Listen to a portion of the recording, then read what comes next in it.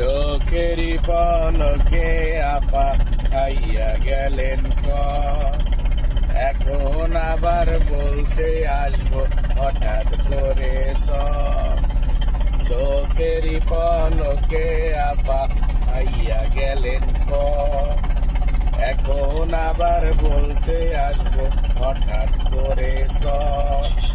আগের চেয়েও ভয়ঙ্কর দেখাবো বাংলায় আগের চেয়েও ভয়ঙ্কর দেখাবো বাংলায় নৌকাওয়ালি নাই রে দেশে গেছে ইন্ডিয়ায়